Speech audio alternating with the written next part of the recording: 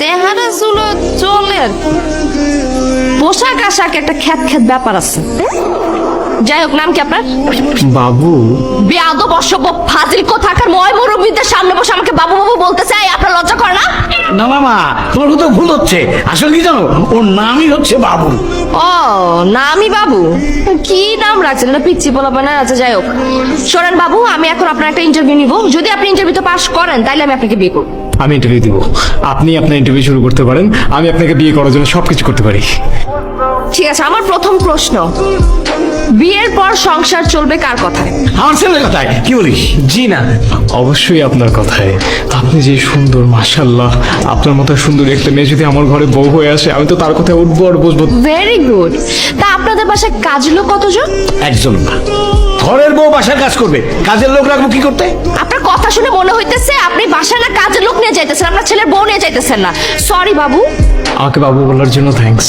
আপনার নাম বাবু, এই জন্য আপনাকে বাবু বলে ডাকছি। মিস্টার বাবু, আপনি ইন্টারভিউতে ফেল, আপনি এখন আসতে পারেন। আরে না না না না না, আমার বাবা তো না বুঝে বলছে।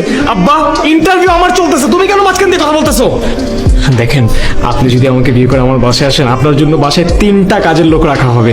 একজন শুধু আপনার দেখাশোনা করবে, দ্বিতীয়জন আপনার জন্য রান্না বান্না করবে, আর তৃতীয়জন আপনার কাপড় চোপড় ধুয়ে দেবে। আর একজন লাগবি কোলে নিয়ে ঘোরার জন্য। সেটার জন্য কাজের লোক লাগবে না, সেটা আমি করবো।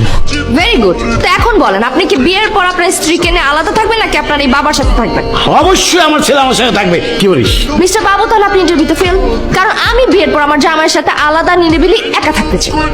সোনিয়া, আপনি কোনো চিন্তা করবেন না, বিয়ের পর আপনি আর আমি আলাদাই থাকবো। আমার ইন্টারভিউ মোটামুটি শেষ। আমি অত্যন্ত আনন্দের সহিত আপনাকে জানাচ্ছি যে আপনি ইন্টারভিউতে ফেল করছেন।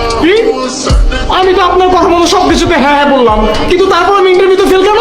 হ্যাঁ হ্যাঁ করছেন দেখে তো ইন্টারভিউতে ফেল করছেন। আমি আপনাকে বললাম বিয়ের পর সংসার চলবে কার কথা, আপনি বলেন আমার কথায়।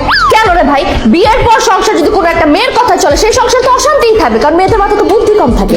বিয়ের পর যদি কাজের মেয়ে 3 জনকে রেখে আপনার বউর একদম মাথার উপরে করে রাখেন, তাহলে তো সেই সংসার তো সুখের হবে না। তারপর আপনি কি বললেন, আপনি বিয়ের পরে আপনার বাপকে রেখে বউর সাথে আলাদা থাকবেন।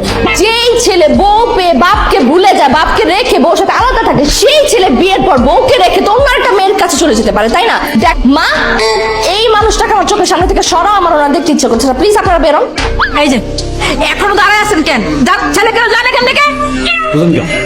কথা কথা হ্যাঁ হ্যাঁ হ্যাঁ হ্যাঁ।